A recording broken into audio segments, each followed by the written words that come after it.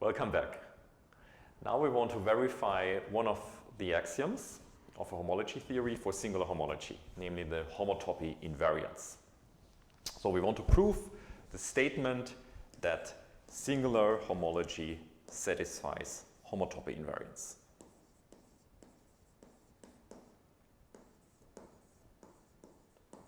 Meaning that if you have homotopic maps, they induce the same map in singular homology.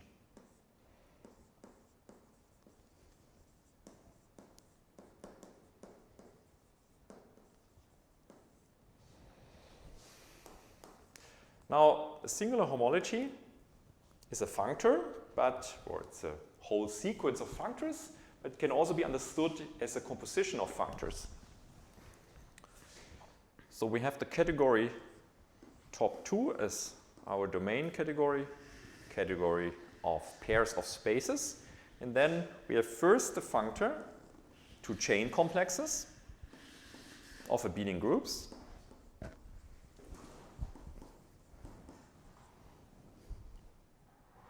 Okay, let's write of abelian groups. And this is the functor C star. What did you write? C star singular? Yeah, but I said that if we're lazy, we can leave it out. Okay, so let's not be lazy right now. Not yet. Then we have this functor to the category of chain complexes. And then taking homology is a functor from the category of chain complexes to the category of abelian groups. And the composition is singular homology. Now you can ask, okay, homotopy invariance is a statement about the composition, namely that homotopic maps induce the same map. But you could ask, do you see this phenomenon of homotopy invariance already on the first functor, on the functor that associates the singular chain complex? And the answer is yes, but to formulate this correctly, we need a definition. And this definition is a definition not just about the singular chain complex, but it's a definition about chain complexes of abelian groups or R modules in general. So let's consider two chain maps, chain homomorphisms, F star between chain complexes, arbitrary chain complexes C star and D star.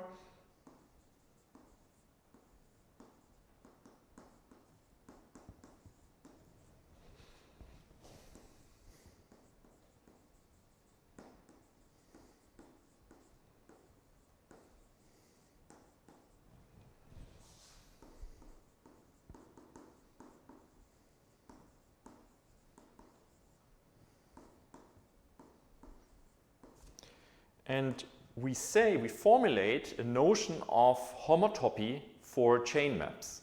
We say that F star and G star are homotopic, or chain homotopic to be precise.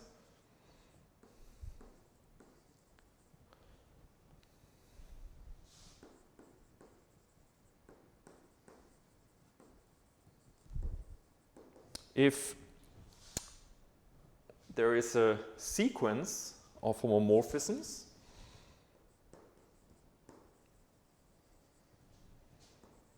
let's call them P star.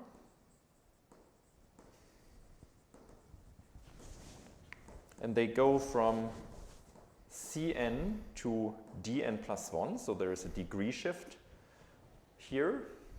So the Pn are not chain maps. It's just a sequence of homomorphisms for all n, such that the following condition holds, such that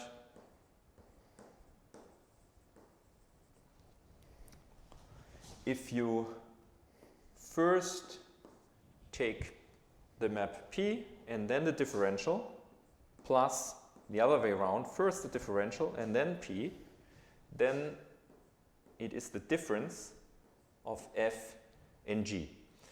And now let's be a bit more precise about the degree. it's really useful and common practice to skip the degrees on the left hand side and just and just to figure out the degrees from the context. But let's do it for now. So this is a statement about every degree. Fn minus Gn is the difference of these two chain maps in degree n. And then the differential we have here is Dn, which goes to Zn minus 1, and then Pn minus 1 maps it to Dn, and here it is Pn going to Dn plus 1, and then the differential lowers the degree by 1, and we're back to the module Dn. So this is not really a commutativity statement now, right? This condition, it's more like, I mean, we're talking about sums of homomorphisms really here. What do you mean by commutativity? I cannot write it as the commutativity as of a square in a diagram. And something commutes in a diagram. Yes. Yeah, That's right. not quite what it is. Yeah. Well, you can remember that relation in the diagram. It's maybe, I'm not sure it's what you're asking for, but... Yes, I mean, you can remember it by drawing the arrows in a diagram, but it's, I mean, this condition does not really mean that some square commutes or so, right? Well, maybe put it down, and then we'll see. Not quite, because you have to take the sum, but let me write down a diagram, which is, in any case, good to remember. But maybe before I write down the diagram, let's just finish this definition by writing that we call such a sequence of homomorphisms a chain homotopy. So if I write P star, I mean the whole family of Pn's, and we call it a chain homotopy between these two chain maps F star and G star.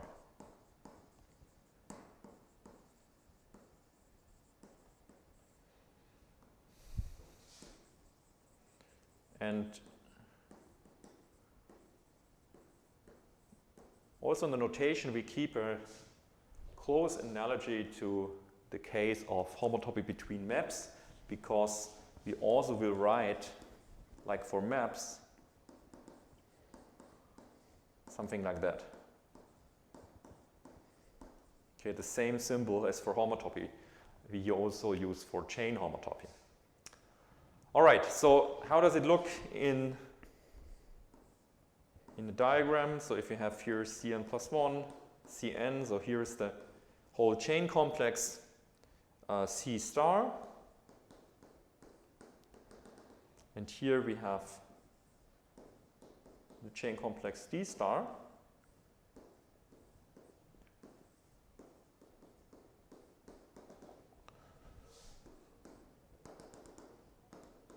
Then the chain maps F and G, they go like that, such that this ladder that you see commutes. But now we're writing here the difference.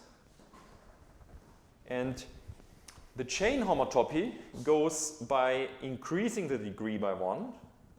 So this is this map here.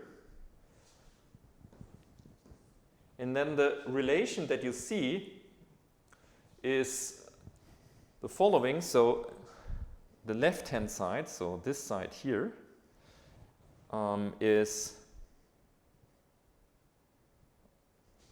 maybe I do it here, so going like that, and then this, plus going like that and that,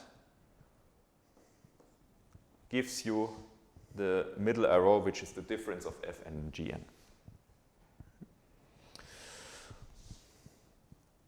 Okay, so that's the notion. And what I want to do now is I want to show that if we have two homotopic maps between topological spaces, we not only get the same map in homology, we indeed get something already on the level of chain complexes. We get chain homotopic maps between the singular chain complexes of the spaces involved. And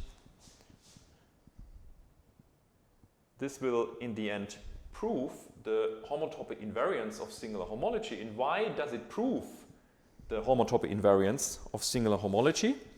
Okay, for that, we have to show that chain homotopic maps induce the same map in homology.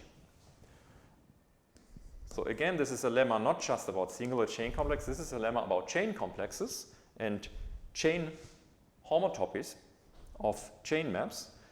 So chain homotopic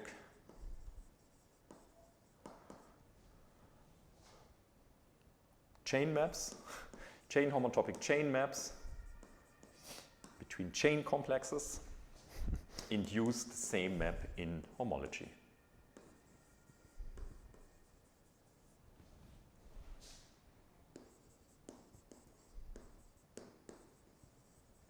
So let's prove that first. And the proof is indeed very easy.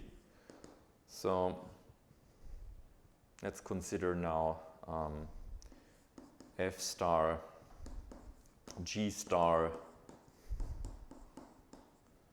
and a chain homotopy P star as above.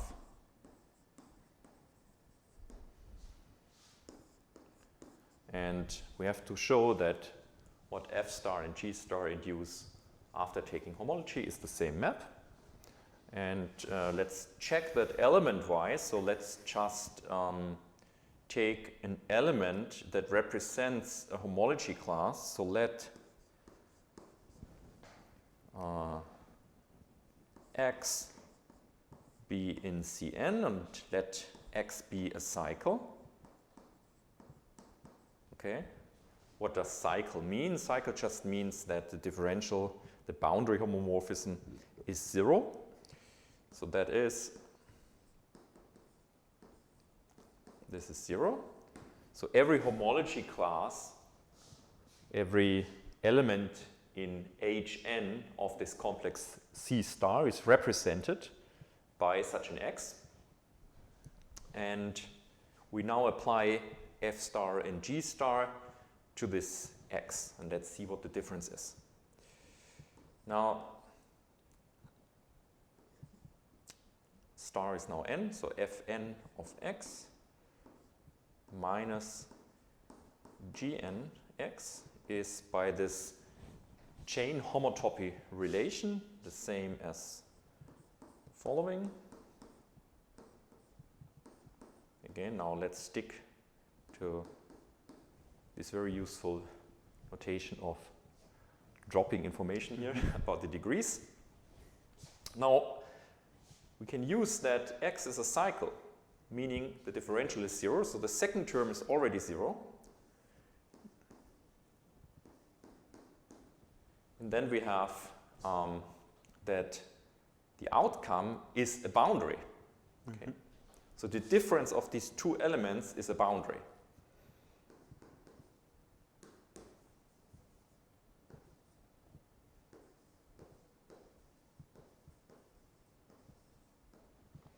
Meaning that if you look at the homology class of Fnx, so the element that Fnx represents in the nth homology of D star, it is the same element as the element represented by Gnx, because the difference is something in Bn plus 1, I think was the notation, it is a boundary.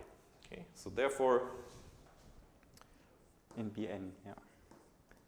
Hence, these two elements are the same as elements of Hn D star. And remember, this by definition was the kernel of the nth differential modulo the image of the n plus first differential. And therefore, the induced maps in homology are the same. So for this argument, it wasn't even important that this P is the same map in the sum occurring on the right there, right? It was only important that in the right hand we applied a d, in the left hand there was a d, so sort of didn't use the full No, it didn't yeah. use the full information that we get from the p. And looking at the lemma, I mean, one could also wonder whether the converse holds true. So if two chain maps have the property that they induce the same morphisms on homology, does this mean that the chain maps are homotopic, chain homotopic? So what do you think? I think this should be a great homework exercise to see that the answer is no. Exactly. Okay, so now we have a plan to tackle the very first statement, which was that singular homology satisfies the homotopy invariance. After the lemma we just proved, our goal will be to show that if you have two homotopic maps between spaces, that they will induce chain homotopic maps on the singular chain complexes. Okay, so what's the plan to prove that? What's the idea? Let's get some space here. So let's first fix the notation. Now let F and G, don't be confused, F and G are now maps between spaces X and Y, be homotopic, and they are homotopic via a homotopy that we denote by H.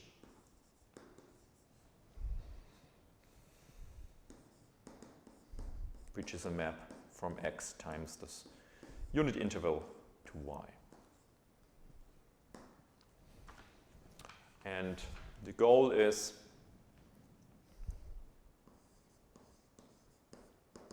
construct a chain homotopy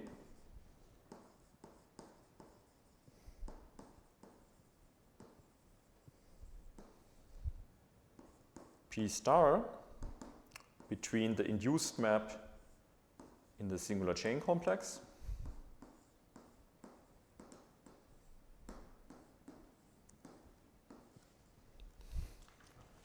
and then apply this lemma that we just had again.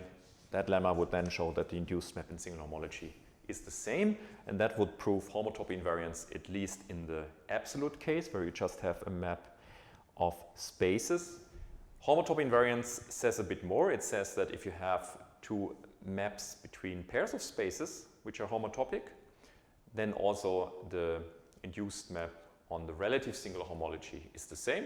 And we will see at the end that this is very easy to obtain from the argument for the absolute case.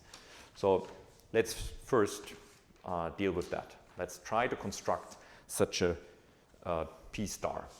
And the singular chain complex is a free abelian group. It's a free abelian group generated by the singular chain, the singular simplices.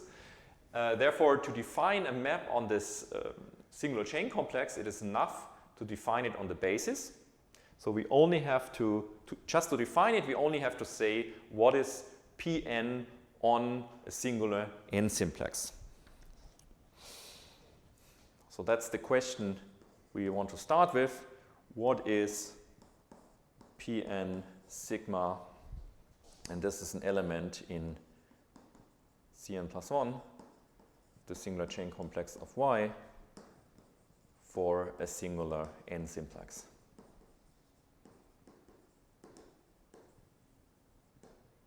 Sigma, which is, if you remember, a map from delta n to X. Okay, and before I give you the argument, we first want to explore the low-dimensional cases. So what's happening for n equals 0, what's happening for n equals 1, and so on, to get a feeling for this. And the base case n equals 0 is the one we start with. So before we try to find the definition, the right definition for P0 of zero simplex, singular zero simplex, let's first see what the relation really means. So the relation for the chain homotopy in that degree is the following.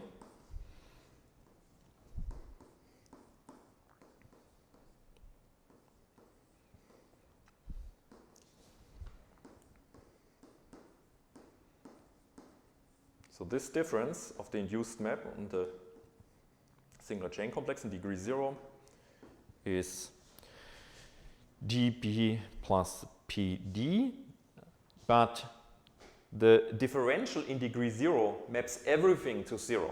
Right? If you remember, the singular chain complex starts in degree 0. You can think of the singular chain complex as a chain complex indexed over the integers, but then the negative degrees are all 0. So this is 0. Therefore, for such a relation to hold, it doesn't really matter what you define as p of minus 1. We just set p minus 1 as 0. Formally, we set all the negative degrees to be 0.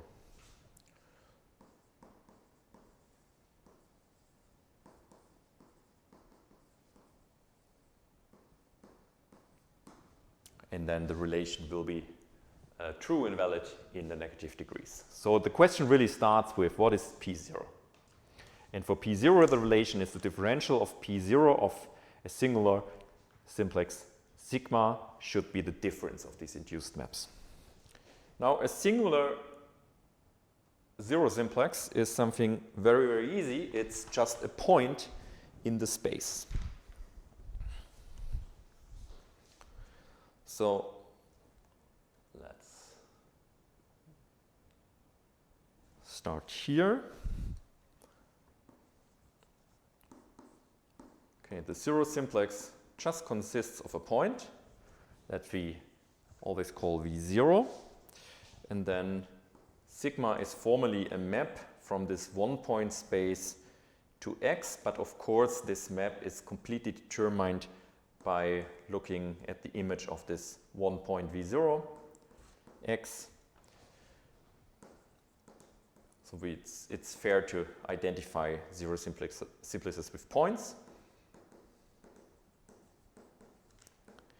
And then, so let's look at this delta 0. And then we have this map induced on the singular chain complex by F, and this, the image of sigma under this map is the map F composed sigma, which is again a zero simplex, singular zero simplex in Y, so it's also just a point, and it's the point F of X.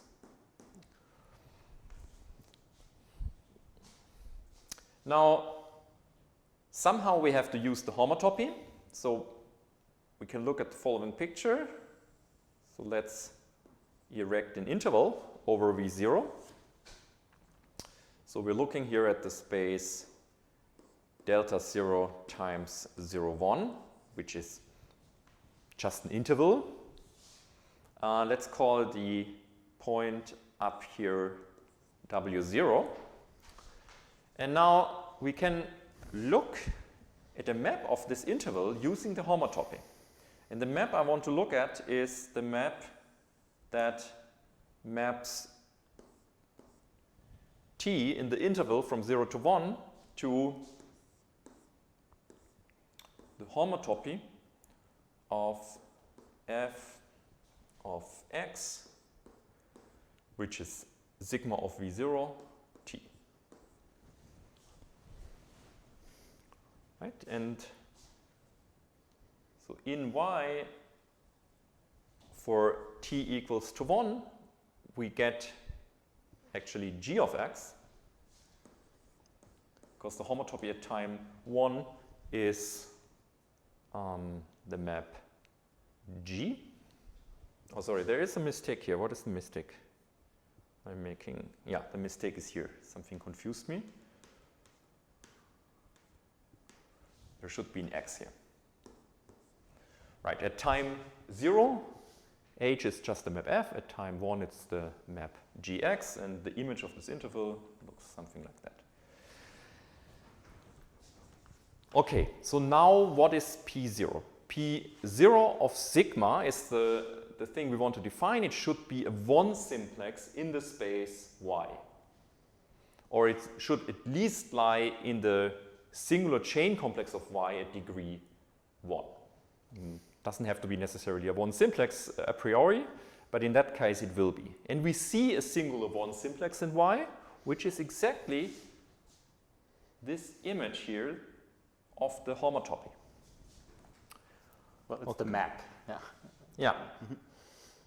Now, this here is, or can be identified with a one simplex, right? Because delta 0 is just a point, in such a way that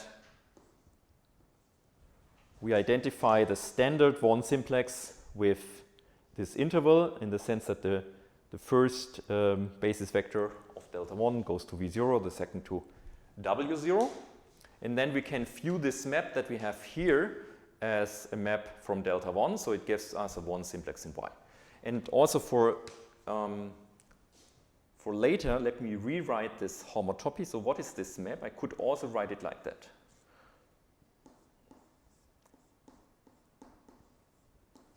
So this map that takes an element in 0, 1 to hxt is, after identifying this delta 0 with just a point times the unit interval with delta 1, this is just the map. Maybe I restart again. The identification is actually not the point here. So I'm saying that this map here can be rewritten as sigma, which is just a map from this delta 0 to x times the identity on the interval, followed by h. Okay, so that doesn't have to do anything with this identification. Confused myself. But I want to rewrite it like that for later. Now, the definition is now that P0 of sigma is exactly this singular one simplex.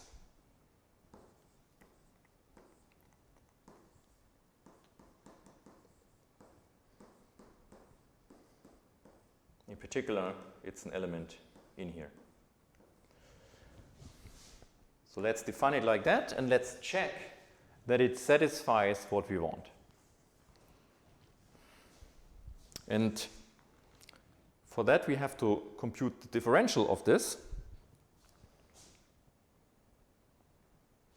So the differential of this singular one simplex is the following. So this is a simplex on this V0 to W0. So the differential of a one simplex was first drop the first point, minus, and now we drop the second.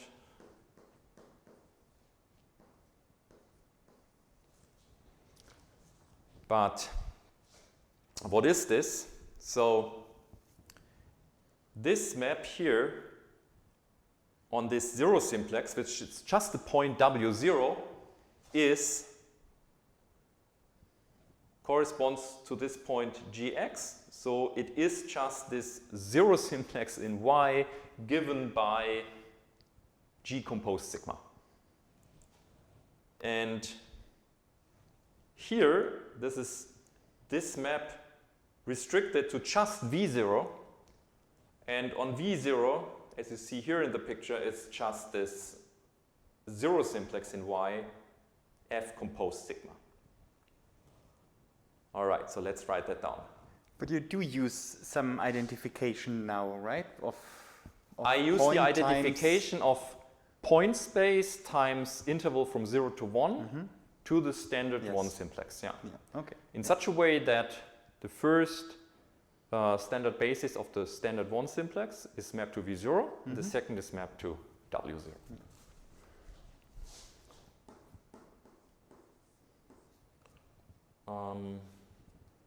no, it's the other way around, right? So the way I set it up was like that. And the definition of the induced map on the singular chain complex is such that this is the following.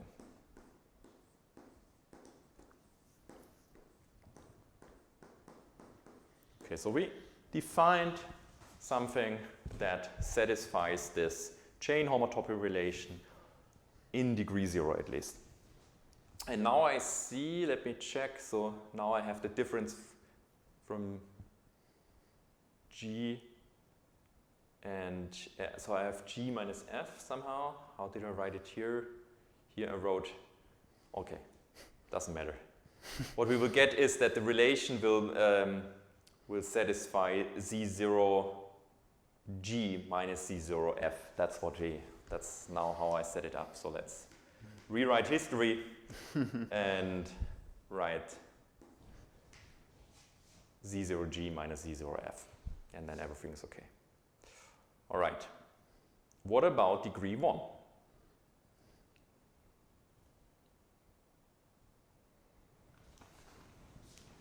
Can we do something similar? Because what we did certainly can be easily generalized now.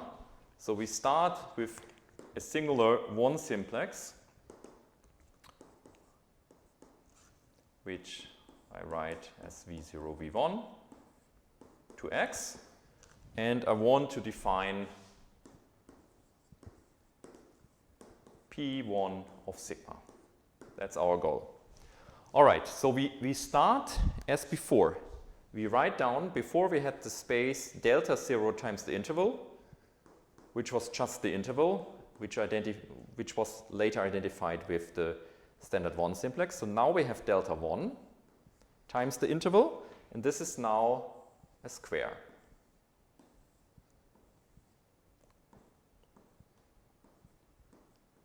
On the bottom I have delta 1 times 0, and on the top I have delta 1 times 1, and the corner points on the top I denote by W0 and W1. And look at the picture we had before. We just copied that now because it led to a success in degree 0. So this map H composed sigma times identity we still have, still available in our degree 0, in our degree 1 setting. So we can write this here, H composed sigma times the identity on the interval. And it will map the square to something in Y. And now we have to analyze what's happening on the top and on the bottom. On the bottom, this is just H 0, the homotopy at time 0 applied to sigma, and this is just F composed sigma. Okay, since H at time 0 is F, what we have here is F composed sigma, or should I say sigma composed F? Always confused about that, but it's written here. F after sigma, I think then it's clear. F after sigma, okay. And on the top we have the homotopy at time 1. So here it's the map G sigma, G composed sigma. All right? Now we want to define P1 sigma. So this is an element in the singular chain complex of Y in degree 1. As such, it should be a linear combination of singular 1 simplices. Now previously in degree 1 we just had a singular 0 simplex. Yeah. Now, but you have to come up with 2 simplices now. Exactly. Now I have a square, but I need somehow in the domain a singular 2 simplex. But I get, well, in the domain I need a 2 simplex, I should say, to obtain later on singular 2 simplices. But I get this 2 simplex by subdividing this. So we can draw the diagonal here, and then we see two simplices, and the map that we have here simplices to both these two simplices gives us two singular simplices in the space Y. And the sum of those has somehow a chance maybe to be the right candidate for P1 sigma. So let's write this in a second, but before I do so, I want to complete this picture, because what I wrote here is what is this map on the bottom and on the top. I also want to look at this map on the left-hand side and on the right-hand side, because it's something we also need. So maybe to put it in that picture is a bit too much. Maybe not. Let's use another color to distinguish that. So let's look at the restriction on the right-hand side. What is this? Well, what this is on the right-hand side, I have this V1, which is, if you want, if I restrict, well, maybe it's easier if I first write it down, and then it's easier to talk about it. So let me write it down.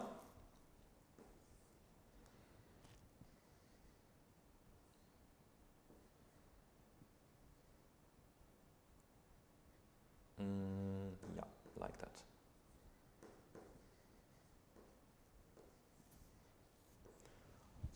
So here we see what we already constructed in degree 0. Why is that? So what I've written here is sigma restricted to V1. So this restriction is a singular zero simplex in X, just given by the point sigma of V1. And then remember how we defined this P0. This P0 was the singular one simplex that we got by erecting an interval somehow via the homotopy over this point. And this is exactly this right-hand side here. And on the left-hand side,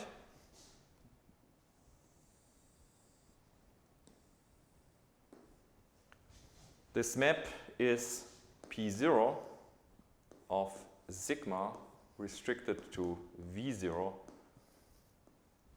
and we drop the point W0. Okay, so there are many arrows here. I hope it's still readable. Maybe let me scroll this down a little bit. But this is this map H composed sigma times identity on each of the four sides of this square. And now let's define P1. We already alluded to the definition, but let's do it now in an exact manner. So we define P1 of sigma as, yeah, basically the sum of these two singular two simplices that we see. But when I say sum, you have to pick the right signs. And it turns out that the following choice of signs is the correct one. So first,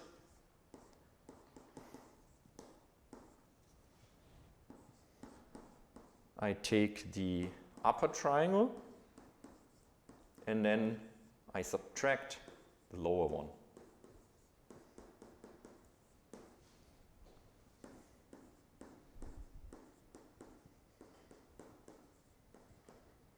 Okay, so again, let me scroll this down. Right, so V0, W0, W1 would be this upper triangle, and then V0, V1, W1 is the lower triangle here.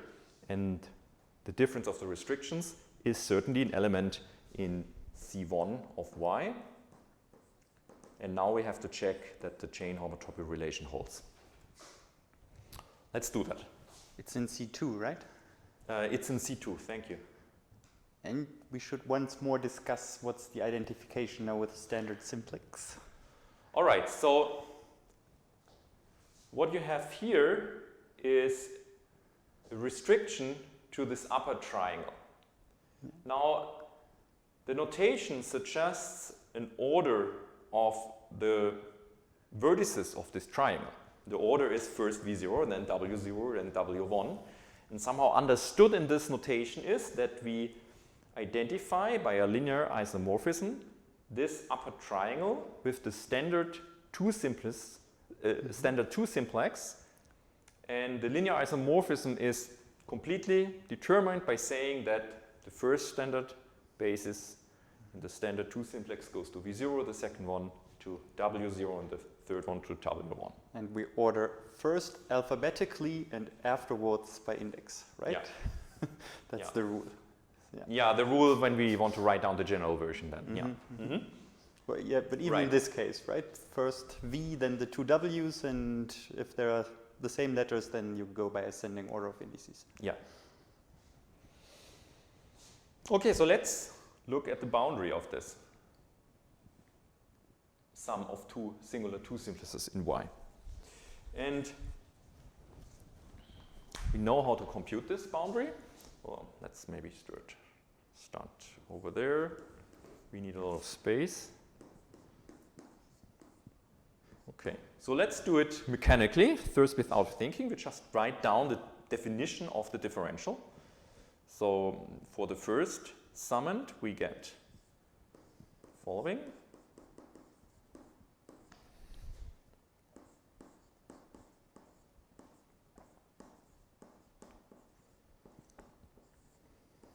So it's this alternating sum.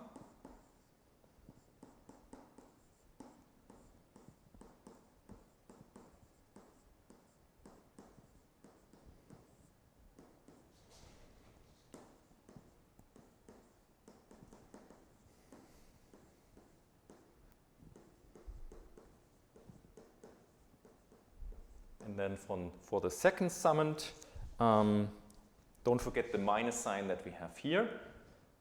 We have minus first dropping V0.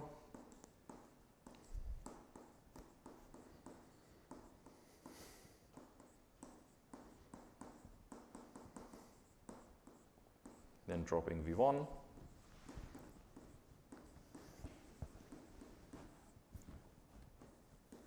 And then dropping W1.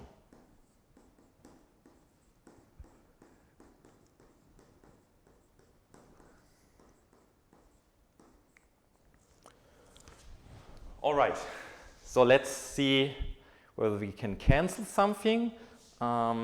We have here, these two are the same with different signs, so these two cancels, and geometrically this is the map restricted to the one simplex V0 W1, so this is just a diagonal in here. And you see that when you take the differential of these two single two simplices, then the contributions, the diagonal contributions, they cancel out. Good. What else do we have? Then let's maybe sort the remaining four terms a little bit. So maybe it's good to write this. So we have the diagonal, which cancels out. Then we have V0, W0 here, that's the left side. Then W0, W1 here, this is the top. V1, W1 is the right-hand side. And here we have the bottom.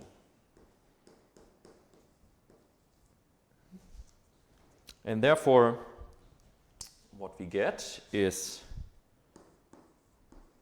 the following.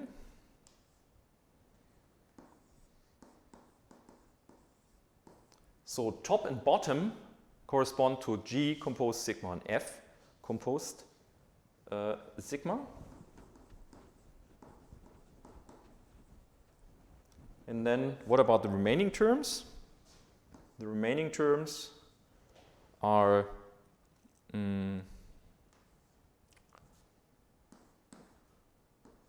following.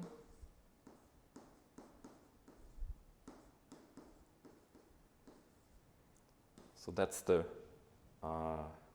right hand side.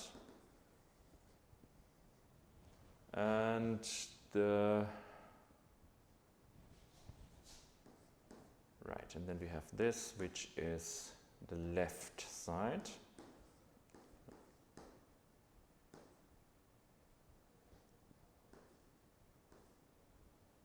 Sorry.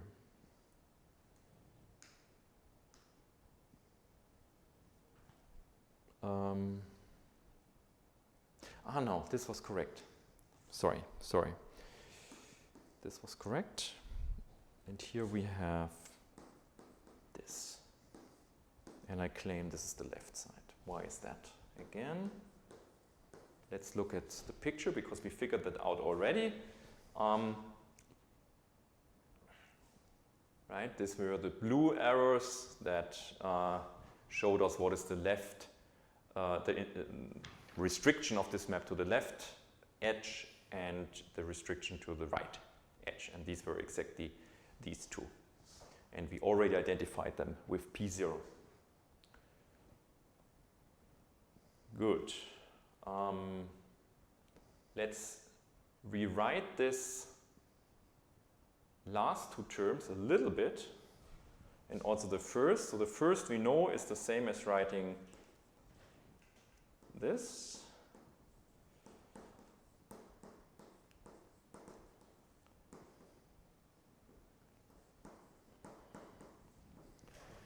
And now what do we have here? Here we have minus P0. P0 is a homomorphism, so we can somehow pull the sum inside, and then we have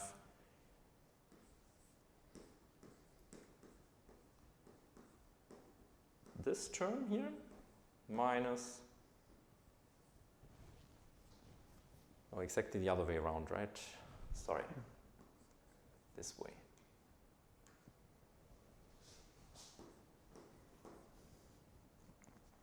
Yeah.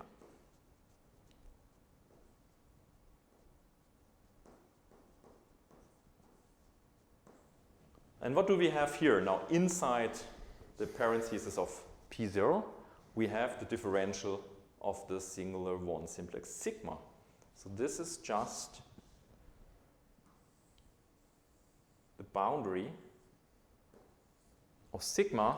And now you see in its entirety the chain homotopy relation in degree 0 that we wanted to show. Okay, bringing that part here, that summon to the other side, we get the chain homotopy relation. And now you see how this proof will go. What we will do in general will be the following. We will always have here this map H composed sigma times identity to define Pn sigma. And on the left-hand side, we will have a product of delta n times the unit interval, which is a, it's an n plus 1 dimensional prism over the standard n simplex. And in itself, it's not a singular simplex, but we can subdivide it into singular simplices. And then the formal linear combinations with correctly chosen signs of these restrictions to the simplices will give us the definition of Pn of sigma. Now, let me also finally explains, if you haven't said it before, the reason why this P is denoted by the letter P. Yeah? It's for prism. Yeah, P is for prism. You take a you take a simplex and you form the prism over that simplex. So you multiply it with the unit interval, and then you dissect this prism to make it a chain of higher without simplices. Fully writing down, but elaborating on your remark, let's at least look for a second at degree 2. Okay, so for degree 2, I will not do this computation again. I will give you the general formula in a second anyway, but geometrically for n equals 2, the situation is that on the left-hand side we have delta 2 times interval, and we have here again this map to y. And the picture is,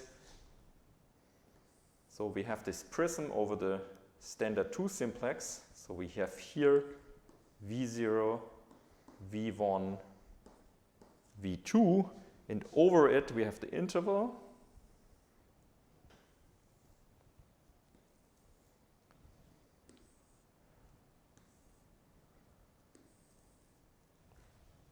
And, okay, almost.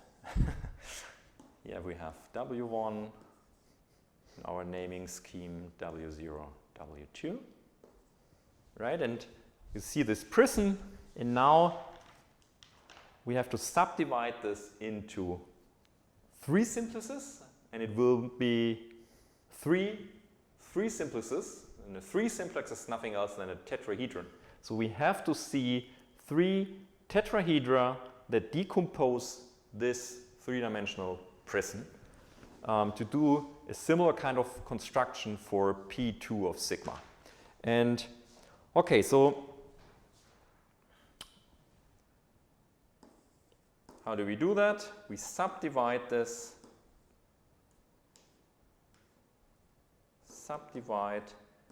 into 3 tetrahedra. So these are 3 simplices. And the tetrahedra we subdivided are the following.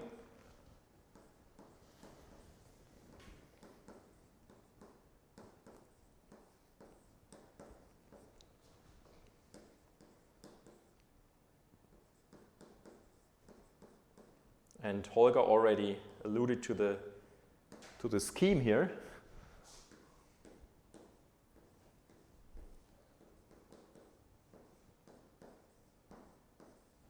All right, what are these tetrahedra? Maybe it's not so easy to see in my drawing, but the first one is the one where you take as the base triangle the top.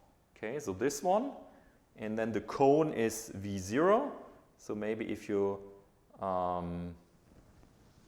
yeah, I don't know. If you draw this here, maybe that helps to see it. Maybe not.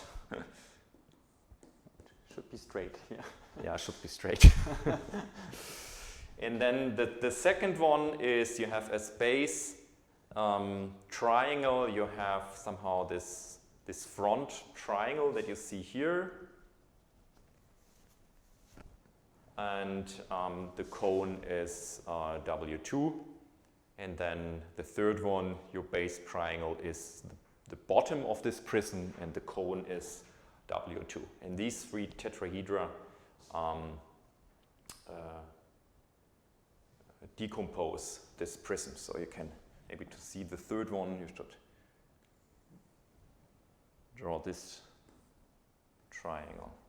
So I'd suggest you try this at home. Yeah, next time you're at the coffee table, you take your piece of cake, and you have to do 3 straight slices to intersect your piece of cake into 3 tetrahedra. Very good. Homework is always good. Let me give you the general formula now for the prism operator, for this chain homotopy.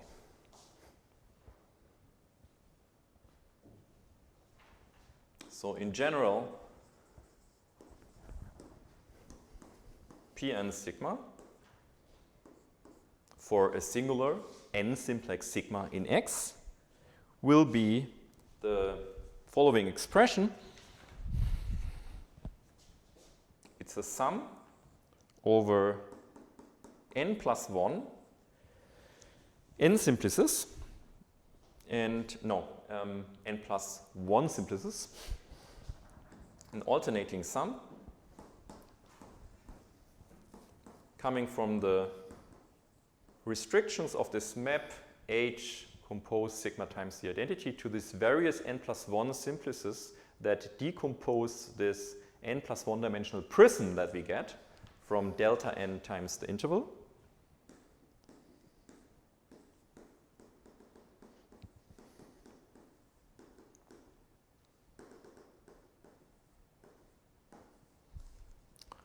And I claim that this defines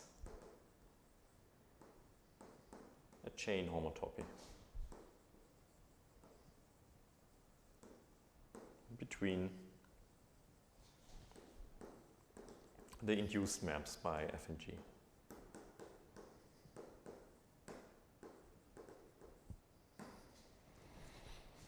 And okay, we saw the computation for the first two cases. General computation is a computation that's similar to the computation that we had before, that the differential composed with a differential is 0 in the singular chain complex. This is a very similar computation. Can you pull up again the prism? So maybe I just the picture? Yes, the picture, yeah. the three-dimensional one. Yeah, I just wanted to say that this geometric illustration is still in place. Yeah, so sort of the bottom of the prism still. I don't know if it's F or G now. I guess one of the two. F. The bottom is the bottom F. is F. Yeah, so on the bottom the map is F. On the top the map is G. And this last term, this PD, that's the prism of the boundary. So the boundary in this case is just the three sides of a triangle. And if you form the prism of these, you get the faces, like the rectangular faces of the prism. So this geometric consideration is still in place in this dimension. In the higher degrees as well, yeah. Yes. Mm-hmm. And yeah, maybe yet another remark we should make is, you did all of this in the absolute case, right? But what we want to prove is that singular homology is a homology theory, and well, in that case, singular homology is defined on top 2, right? So exactly. We should talk about the relative case. The relative case is saying that if you have a homotopy between F and G restrict to subspaces A and B, and the homotopy is such that at every time the homotopy moves the subspace A to the subspace B, so we really have a homotopy of maps of pairs of spaces, then the induced map in the relative singular homology groups is the same. And this is something that we easily get from the consideration we already did, so there is not a new proof we have to do. The only thing that we have to note is that if H is a homotopy of pairs, so let's fix the notation, write this down. If should write it differently. So if H is a homotopy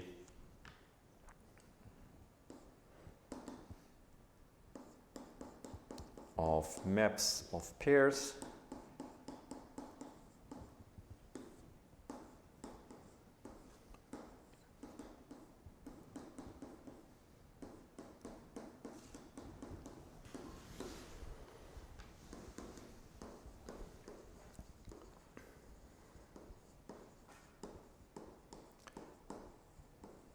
then this Prism operator, the chain homotopy P star we constructed, restricts to maps from singular chain complex of A to, with the degree shift, the singular chain group of B. Why was that? Well, P star geometrically was obtained by applying this homotopy H, and if H satisfies that at any time it maps A to B, then you see immediately that P star restricts to such a map. And therefore, it induces a map, it descends to a map on the quotients. The quotient of Cnx modulo Cna, which is by definition just the relative singular chain group.